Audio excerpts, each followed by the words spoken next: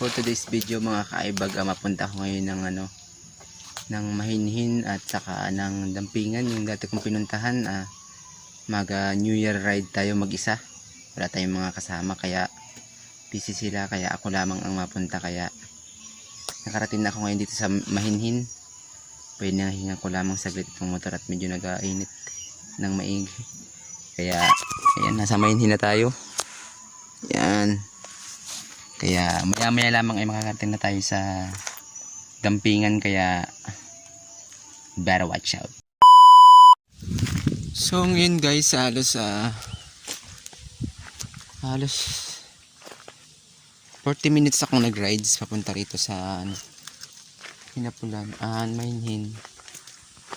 Nakarating din ako dito sa tawag nila, kung wab ko na malaking bako. Yan.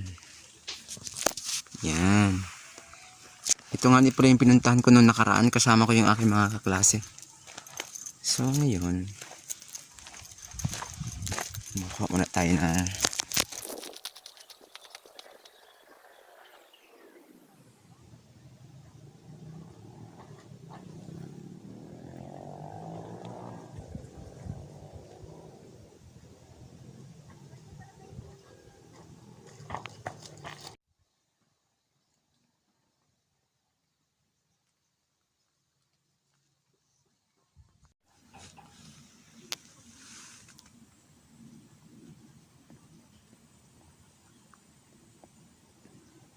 so ito nga pala yung malawak naming swimming pool. Charis.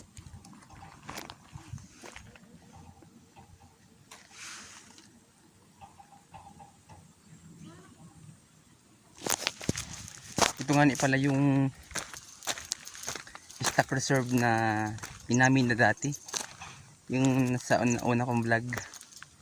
Sobrang lalim niya guys. Sobrang asul.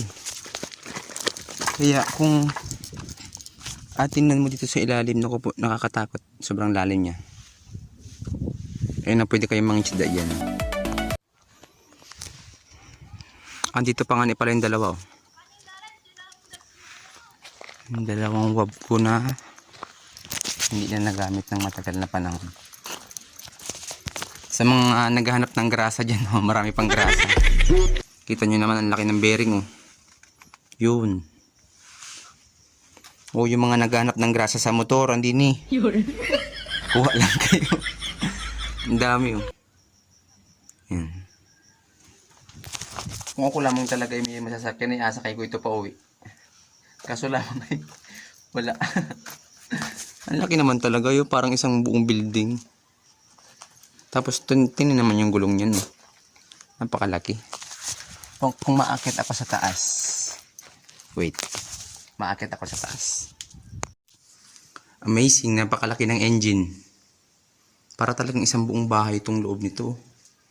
Ano kaya kung ito inagana pa talaga? Siguradong isang malaking bundok ang nito. Masisira. Ayun, dito pa yung isa. Maakit ako sa taas. Ito nga pala yung pwesto ng operator. Kakatakot, ang laki.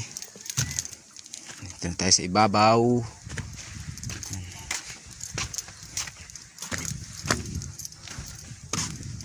Tingnan nyo naman kung gaano kaganda yung lugar. Ayan. Ano pa yung mga kasama kong mga bata. Parang mga posporo. Ito yung dulo nya. Yan. Sobrang haba ng arm. Tapos yung abagsakan mo pag ikinalaglag mo, taas. Talaga naman. First time kong umakyat dito sa wab ko na ito. Nung nakaraan punta ko, hindi naman kami nakaakyat dahil umuwi din agad kami at sobrang init na. Kaya ngayon natuloy. Yan. Ayos din. Pwede na. Pwede na akong bumaba. Nakakatakot na.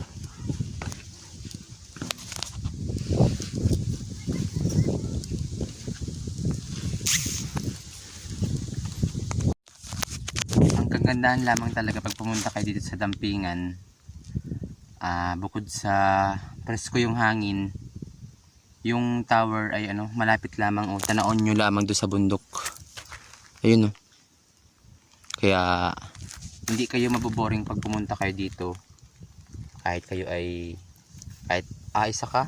Ako nga ni aisa ngayon eh. Pero kasama ko naman yung aking vroom vroom. Kaya hindi ako naboring magpunta rito. Sobrang tahimik. Presko ang hangin. Ngayon nga pala may dala akong kaunting pagkain na tira nung kagabi. Kaya 11:31 na, kumakain na tayo. Tara! Meron akong dalang kalamay, kaunting palaman at saka siyempre tasty. Hindi muna ako makakain ng kanin ngayon at sobrang hilab pa nandyan ko. Kaya ito muna kakainin natin guys. May bakong dito lang akong tubig.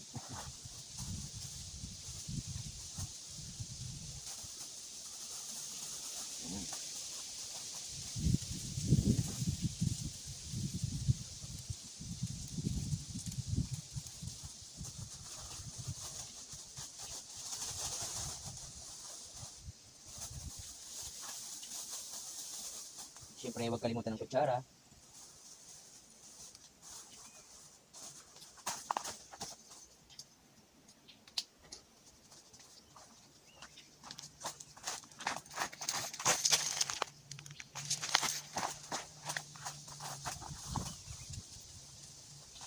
Ito nga palang kalamay ay luto ni Mama. So,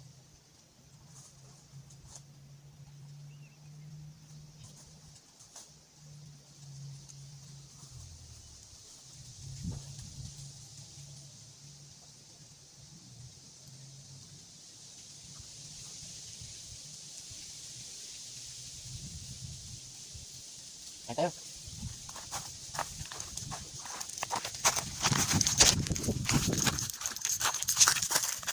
Ayan.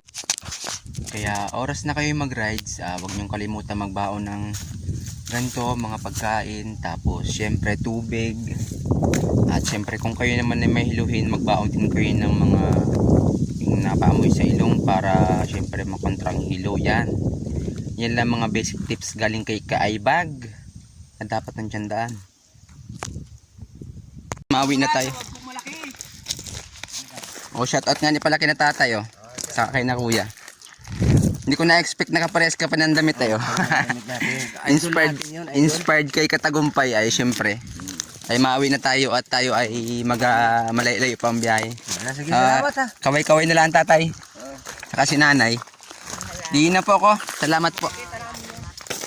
Sige po. Opo. Sige, tara. Ingat tayo pa uwi.